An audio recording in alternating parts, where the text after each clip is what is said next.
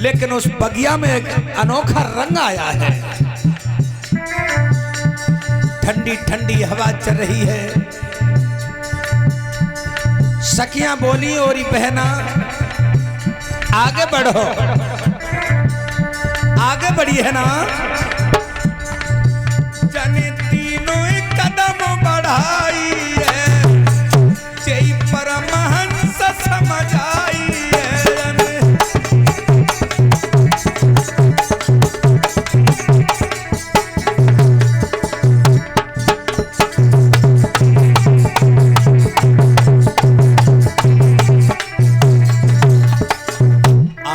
पवन रेखा बगिया में रथ को खड़ा कर दिया है मैया। बहुत सुंदर बगीचा था, इतना सुंदर बगीचा रहे।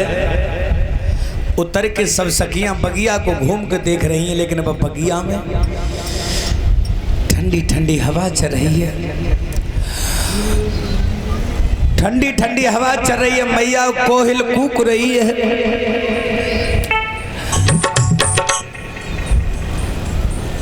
कोयल की आवाज आ रही है।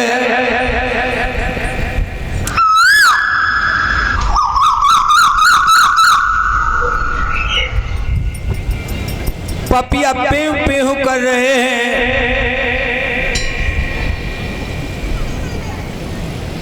बगिया की शोभा तो अलग है माँ, लेकिन थोड़ी दूर देखत देखत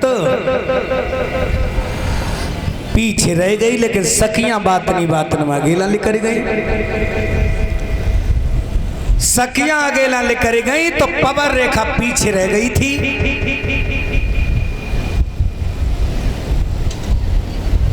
इन दिनों जाए के देखो तो बगिया में कितना अच्छा लगता हो, ठंडो ही ठंडो लगता है।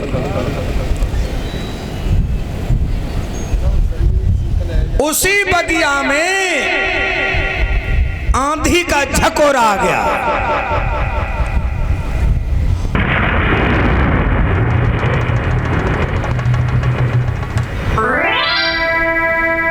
एक आंधी का झकोरा आ गया और आंधी के झकोरा बादल की गड़गड़ाहट होने लगी।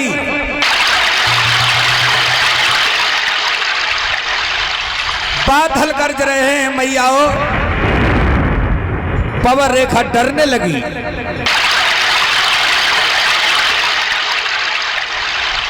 पवन रेखा डरने लगी और तो तक तो एक वीर आ गया है, उसमें वो हंसने लगा है।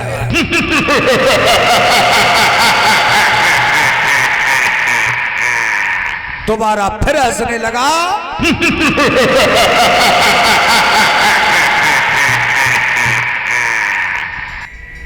आवाज आई है, कहां से आ रही है? पवन रेखा खड़ी हो गई और जैसे ही पवन रेखा खड़ी हुई तो जो हंस रहा था और उसने दोबारा हंस के दिखाया।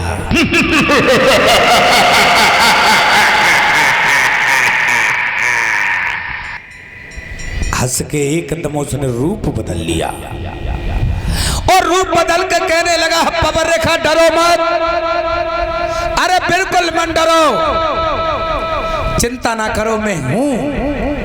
लेकिन रूप किसका बनाया? उसने, पापी ने उसने रूप बनाया तो केवल उग्रसेन का रूप बनाया।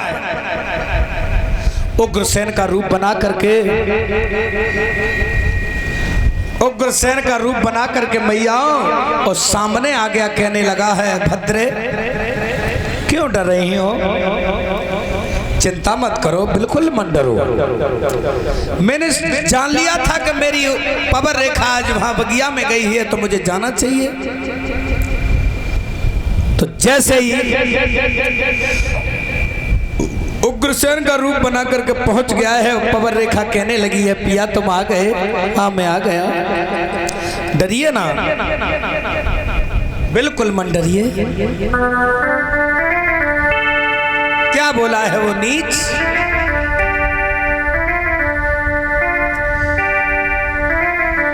जवाब दिया है, काहे को तुम डर रही हो? रूप बना लो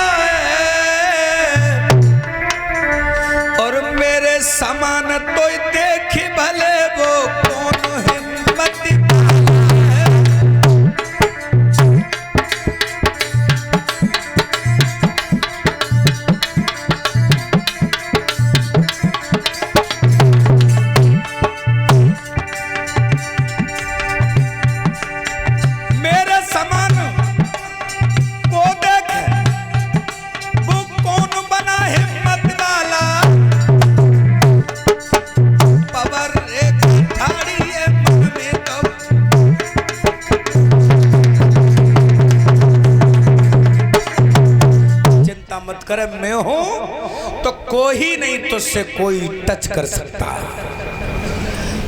पवन रेखा एक बात बताऊं, आज तो इतना बढ़िया, इतना सुहाना मौसम है, इतना अच्छा लग रहा है, लेकिन आज मेरे मन में एक बात आ रही है। खुल के बता क्या आ रही है। जवाब दिया है सूर्य पवन रेखा। उग्रसेन के रूप में था, उग्रसेन के रूप में था। जवाब दिया, ठंडी ठंडी हवा चल रही है, मौसम सुहाना है, तो आज मेरे मन में काम वासना जागृत हो रही है। पवन रेखा जवाब दिया है, पिया तुम्हारा अधिकार है, शरीर पे जो करना है वो कर लीजिए। समझ नहीं सकी वो कौन है। धोखे से उस नीच ने किया सती संभोग।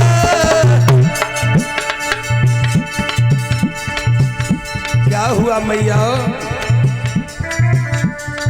धोखे से उस नीच ने किया सती संभोग। प्रकट हुआ था अंत में पापी कहा संयोग।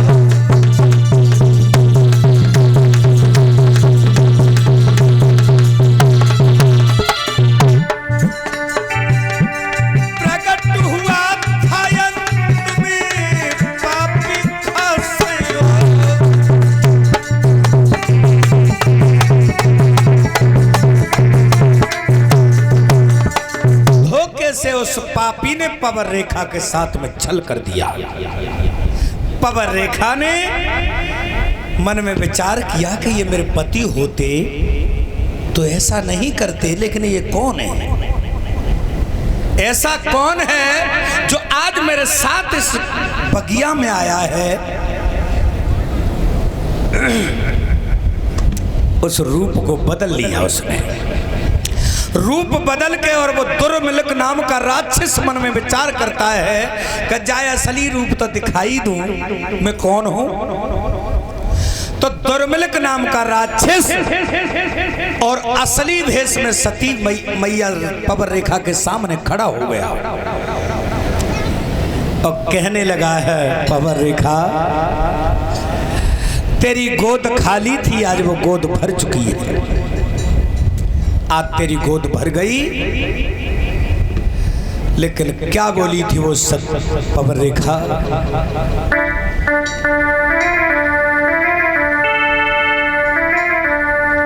पापी अगर मैं तुझे पहले से जान लेती तो मैं क्या करती, तेने मेरे साथ अच्छा नहीं किया।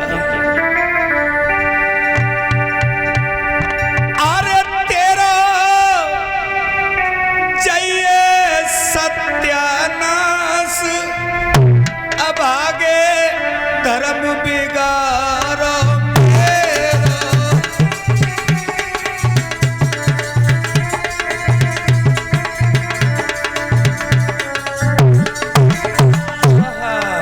क्या बोली है पवन रेखा? तेरा चाहिए सत्यानाश, भागे धर्म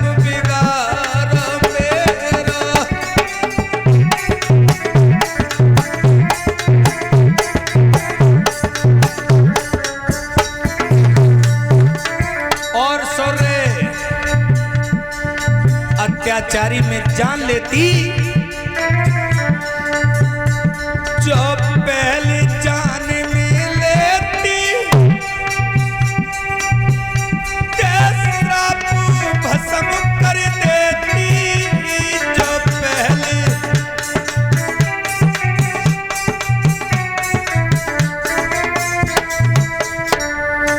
क्या बोली है पवन रेखा? जो पहले जान में लेती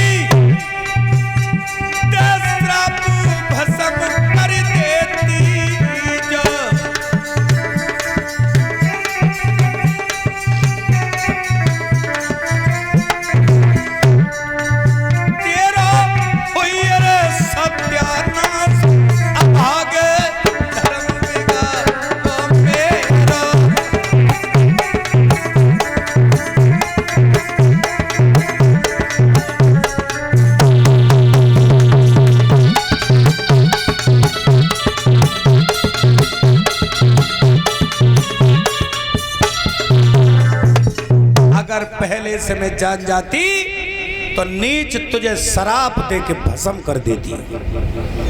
मुझे पहचानने में देर हो गई। एकदम हंस के कहने लगा, वो पापी हंस के कहने लगा, एकदम बड़ी जोर से हंसा।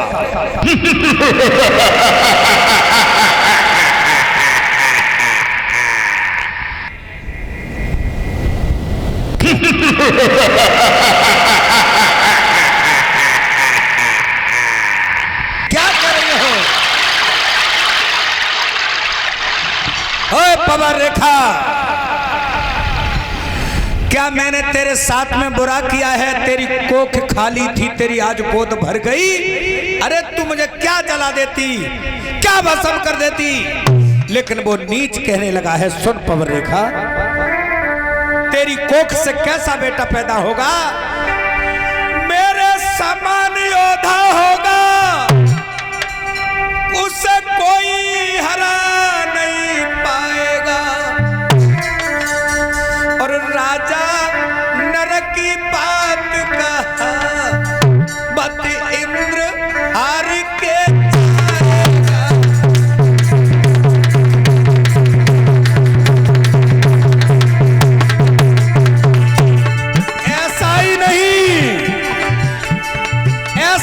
नहीं होगा। अरे ऐसा होगा, ऐसा होगा।